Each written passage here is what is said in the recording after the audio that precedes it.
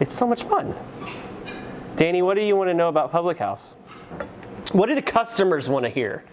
This is for them. This is for the people. We've had a rough year. Everyone needs a little bit of respite. And a beer. So now it's story time with Josh Stacy.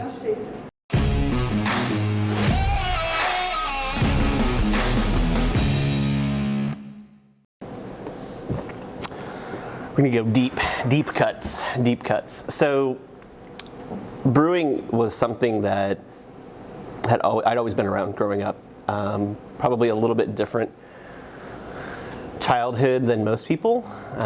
My parents were brewing craft beer before brewing craft beer or home brewing was cool. So this was the late 70s, early 80s. So I grew up in a household where a lot of the beer that we consumed was beer that we made.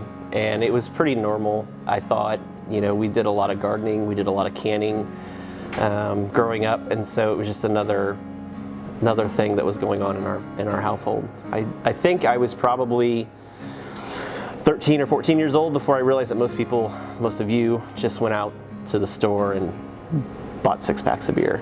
So that was kind of an eye-opening epiphany for me. Growing up as a kid, we had kind of odd chores where we were cleaning out, beer bottles so that we could reuse them or refill them. We were milling grain, a lot of cleaning, a lot of use of hoses. Yeah, so again, I thought that was fairly normal. I thought that's what most people did. I thought that was a pretty standard childhood. And so graduated high school, went off to school up in the Lynn, Jeff City area, and was there for about a year or so. And then when I moved back, I got in touch or kind of reconnected with a friend of mine from high school, Josh Goodridge. And when we were in high school, we kind of bonded over music. We were both aspiring musicians, and so coming back, it gave us something to do. So we started playing, we started writing music, we really got into it quite a bit, and the thought was that we were going to, become this, rock and roll band and take over the world and become super famous and, do what we love, which was making music.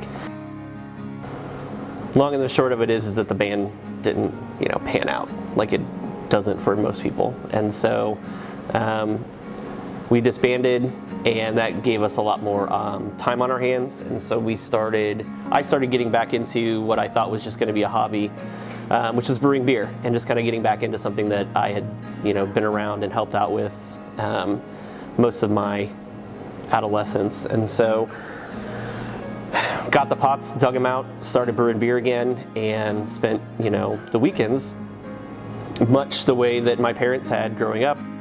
It's a very leisurely hobby that requires a lot of setting and sipping. And so, you had a lot of time to talk and banter and,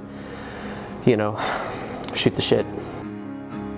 I got a hold of Mr. Goodridge and asked him if he wanted to come over and, partake in one of these brew sessions, and he did, and, started brewing, sitting around in the garage, started drinking beer, started talking.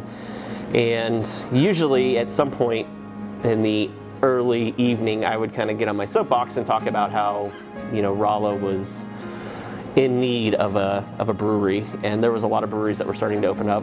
Just always thought that there was a great opportunity here in Rolla just because of kind of the weird socioeconomical mix that we have here, the little melting pot that we have because of the university and because of Fort Leonard Wood. It brings in a lot of people from a lot of different parts of the U.S. and just different parts of the world that we thought would really appreciate having something different. Inevitably I would drink a little bit more and get on my soapbox and prophesize about bringing craft beer to the area.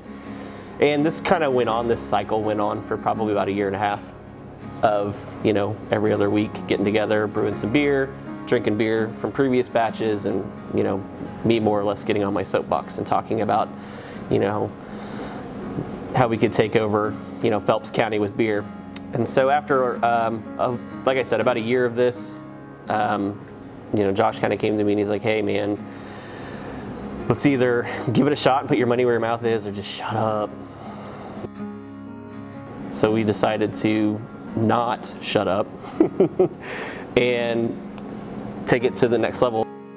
We did what any smart young man would do, which was ask your wife for permission. And so we did. We got them together, plied them with a little bit of beer, and pitched this crazy idea of cashing in all of our savings and retirement and putting the house on, lien with the banks and quit my job, to start a brewery. And luckily enough, my wife and Josh's wife said yes. So really, they're the reason probably that we're here, and probably deserve more credit and thanks than we ever did. The idea really was to keep it pretty simple. We started off with, I think, 3 beers on the menu, and that was about it. I mean, it was pretty simple. Create a space where people from all different walks of life and age and background could come and hang out and have a space. And so that's kind of hence the name Public House.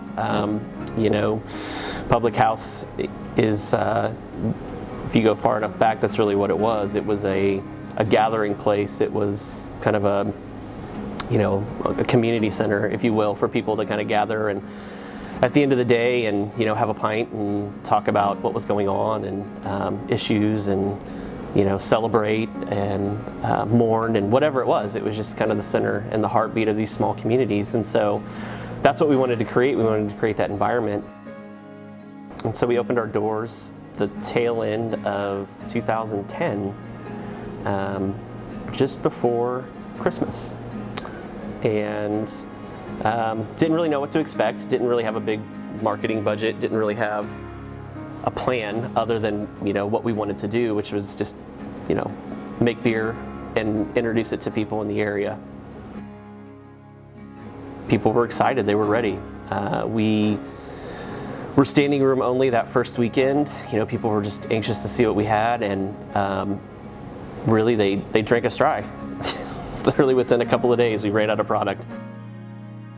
It was really just a snowball effect from there. We continued to get more and more people to come in. We started expanding the types of offerings that we had on the beer side, started adding a little bit of snack foods here and there, some local wines and the like, but really just tried to focus on creating this space. And it's been very, very well received. The community's been very, very supportive, and we very much appreciate that. Without folks really getting on board with this idea, there really wouldn't be a Public House. So here we are, 10 years later. We started off pretty humbly with a 3.5 barrel brew house in the middle of downtown Rolla, and have now grown it into a 2-site location where we're producing several thousand barrels of beer annually and distributing that out across the state of Missouri and into Kansas. We've added food, and we have restaurants now, which is something I never thought we would do. Great outdoor spaces with the gardens, great partnerships that we've established over the years with other businesses in the community and our friends at St. James Winery.